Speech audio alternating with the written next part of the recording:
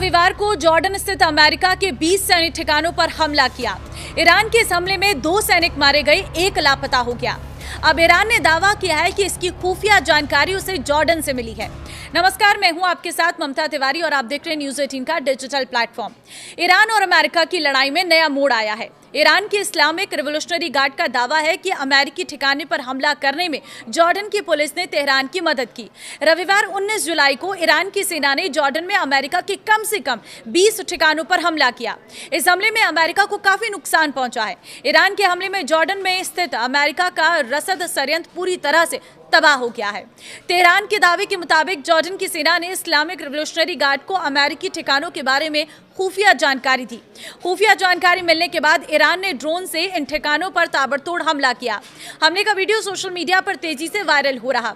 Wall street journal के मुताबिक Jordan में जिस तरीके से ईरान ने अमेरिकी सैन्य ठिकानों पर सटीक हमला किया है, उससे अमेरिका हैरान है। अमेरिका को लग रहा था कि चीन की खुफिया रिपोर्ट के आधार पर यह हमला किया गया है, लेकिन अब इस्लामिक रिवोल्यूशनरी गार्ड के बयान ने जांच की दशा बदल कर रख दी है। हालांकि जॉर्डन की सेना ने इसको लेकर कोई टिप्पणी नहीं की।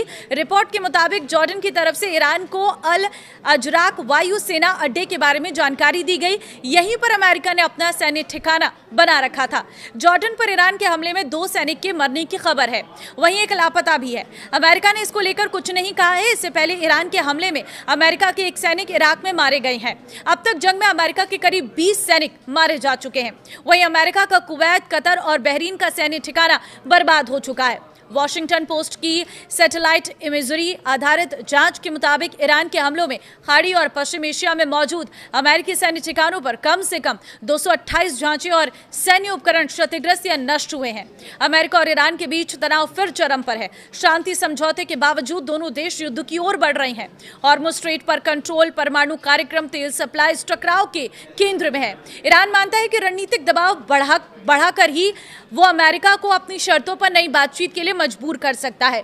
अमेरिका ने इसी साल फरवरी में इस लक्ष्य के साथ युद्ध शुरू किया था कि वो ईरान के इस्लामिक रिपब्लिक शासन को उखाड़ फेंकेगा या फिर उसे एक ऐसा अमेरिकी फरमान मानने पर मजबूर कर देगा जो उसके परमाणु कार्यक्रम और क्षेत्रीय दबदबे को खत्म कर दे।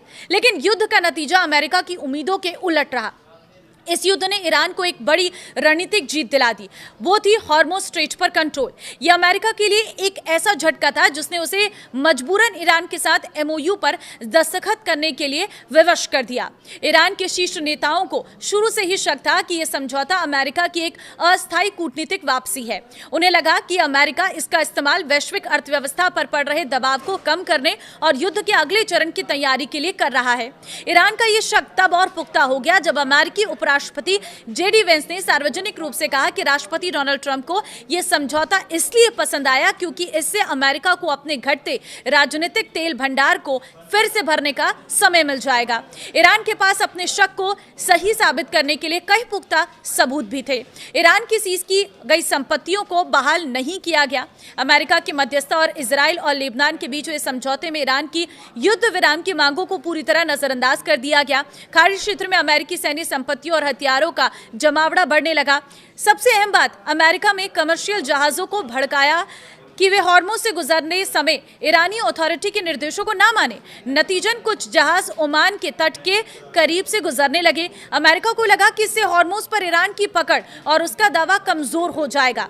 ईरान का सबसे बड़ा ब्रह्मास्त्र हॉर्मुज़ अमेरिका के इन कदमों ईरान की बढ़त कमजोर करने की कोशिश की।